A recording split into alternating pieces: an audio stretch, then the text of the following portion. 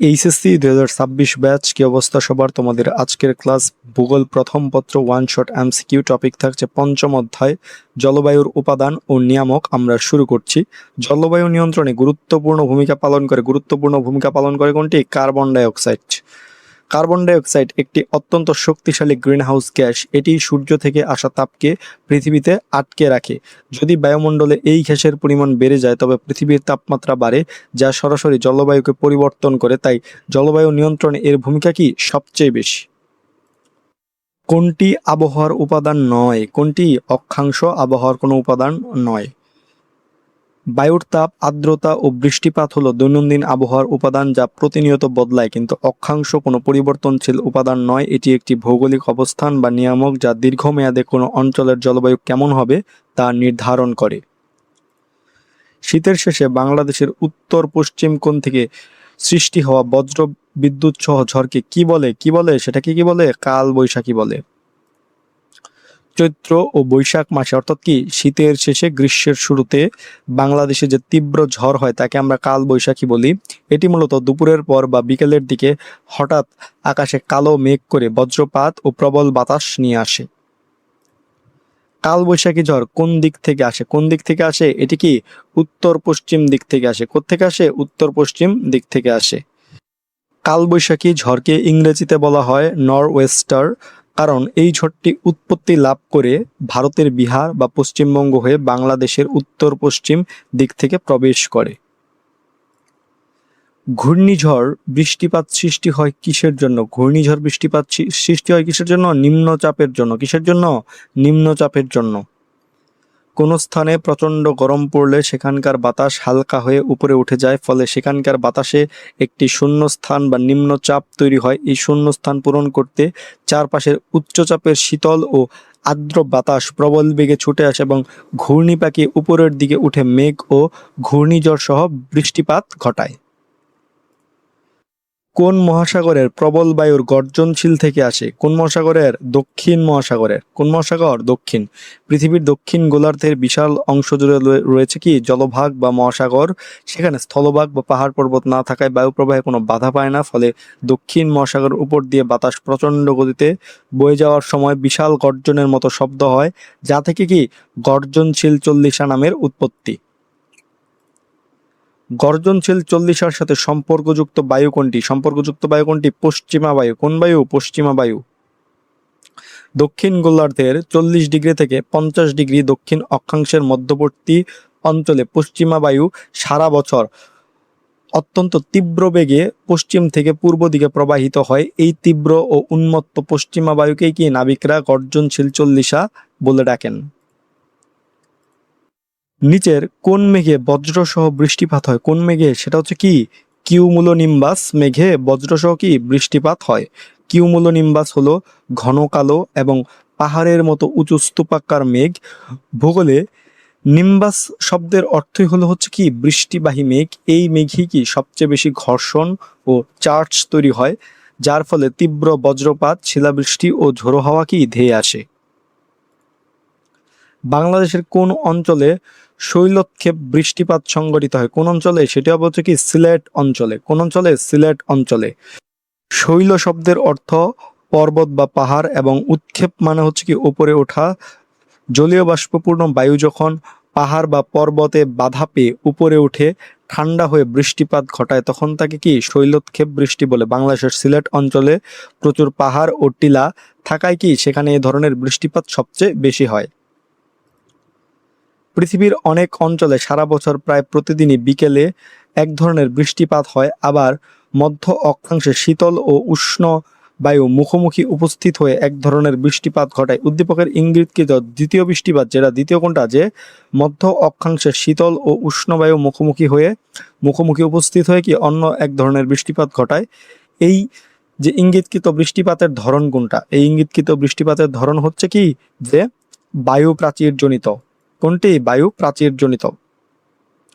শীতল ও উষ্ণ বায়ু মুখোমুখি উপস্থিত হয়ে যখন দুটি ভিন্নধর্মী, অর্থাৎ কি একটি গরম আরেকটি কি ঠান্ডা ও ভারী বায়ু প্রবাহ মুখোমুখি হয়, তারা একে অপরের সাথে সহজে মিশে যায় না, তাদের মাঝখানে একটি সীমানা বা বায়ু প্রাচীর কি তৈরি হয়। তখন উষ্ণ বায়ুটি ঠান্ডা বায়ুর উপর দিয়ে গিয়ে যে বৃষ্টিপাত ঘটায় তাকে কি বায়ু প্রাচীরজনিত বা ফ্রন্টাল বৃষ্টিপাত বলা হয়। বায়ুতে কিসের উপস্থিতি আর্দ্রতা নির্দেশ করে? কিসের উপস্থিতি? সেটাকে জলীয় বাষ্পের উপস্থিতি আর্দ্রতা নির্দেশ করে। আর্দ্রতা মানে হলোই হচ্ছে কি ভেজা ভেজা একটা ভাব, পানির কণার উপস্থিতি। নদী নালা বা সমুদ্রের পানি সূর্যের তাপে বাষ্পীভূত হয়ে জলীয় বাষ্প হিসেবে বাতাসে মিশে থাকে। বাতাসে এই জলীয় বাষ্পের পরিমাণ যত বেশি হবে, বাতাসের আর্দ্রতাও ততই বেশি হবে। পৃথিবীর চাপ বলয় কয়টি? পৃথিবীর চাপ বলয় কয়টা? 7টা চাপ বলয় রয়েছে পৃথিবীর। এটি একটি মনে রাখার মতো প্রশ্ন যে পৃথিবীতে কয়টা চাপ বলয় রয়েছে? 7টি চাপ বলয় রয়েছে। বায়ুতে কার্বন ডাইঅক্সাইড গ্যাসের শতকরা হার কত? কার্বন ডাইঅক্সাইড গ্যাসের শতকরা হার কত? 0.03 ভাগ কার্বন ডাইঅক্সাইড গ্যাসের শতকরা হার। নাইট্রোজেনের 78%, অক্সিজেনের কি 21%। মানবদেহে অক্সিজেন পরিবহনে বিঘ্ন ঘটায় কোনটি? সেটি হচ্ছে কি কার্বন মনোক্সাইড। কোনটি? Carbon monoxide. কার্বন মনোক্সাইড হলো একটি বর্ণহীন ও গন্ধহীন বিষাক্ত গ্যাস। আমাদের রক্তের হিমোগ্লোবিন অক্সিজেনের চেয়ে কার্বন মনোক্সাইডের সাথে 250 গুণ বেশি দ্রুত যুক্ত হতে পারে। ফলে কি বাতাসে যে কার্বন মনোক্সাইড থাকলে হিমোগ্লোবিন অক্সিজেনের বদলে কার্বন মনোক্সাইড পরিবর্তন শুরু করে, যা কোষে অক্সিজেনের সরবরাহ বন্ধ করে দেয় এবং মানুষের কি মৃত্যু পর্যন্ত হতে পারে।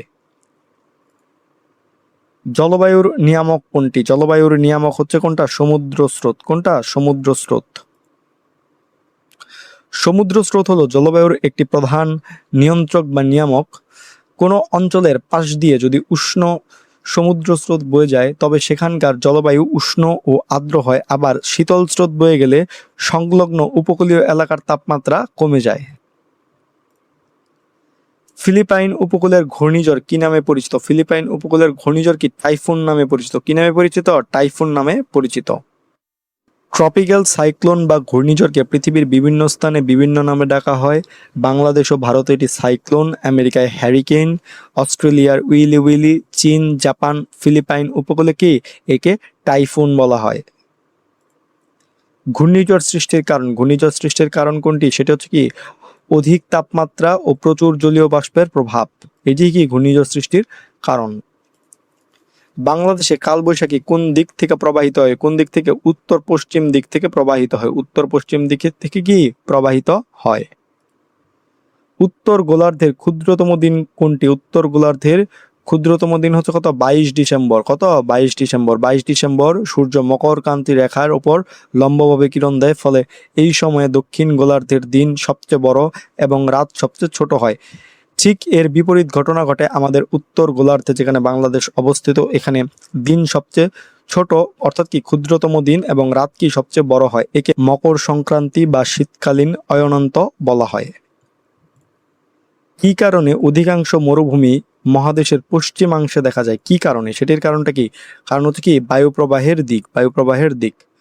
পৃথিবীর ক্রান্তীয় অঞ্চলের প্রধান বায়ু হলো অয়ন বায়ু, যা পূর্ব থেকে পশ্চিম দিকে প্রবাহিত হয়। এই বায়ু যখন সমুদ্রের উপর দিয়ে এসে মহাদেশের পূর্ব উপকূলে পৌঁছায় তখন প্রচুর বৃষ্টিপাত ঘটায়, কিন্তু স্থলভাগ পার হয়ে মহাদেশের পশ্চিমাংশে পৌঁছাতে পৌঁছাতে বায়ুর ভেতরের সব জলীয় বাষ্প শেষ হয়ে যায় এবং বায়ুটি একদম কি শুষ্ক হয়ে পড়ে। বৃষ্টি না হওয়ার কারণে মহাদেশের পশ্চিমাংশে, যেমন সাহারা, কালাহারি, অস্ট্রেলিয়ার মরুভূমি, সেখানে কি পশ্চিমাংশে মরুভূমির তৈরি হয়। গর্জনশীল 40 সাথে সম্পর্কযুক্ত বায়ু কোনটা? কোনটা? পশ্চিমা বায়ু। কোন বায়ু? পশ্চিমা বায়ু। 40 থেকে 50 ডিগ্রি দক্ষিণ অক্ষাংশে স্থলভাগের অনুপস্থিতির কারণে এই পশ্চিমা বায়ু প্রচণ্ড গর্জন করে ধেয়ে চলে। শৈলক্ষেপ বৃষ্টিপাতের প্রধান কারণ কোনটি? কোনটি? ভূমির বন্ধুরতা। কোনটি? ভূমির বন্ধুরতা। ভূমির বন্ধুরতা মানে হলো হচ্ছে কি যে ভূপ্রকৃতির অসমান অবস্থা বা পাহাড় পর্বতের উপস্থিতি।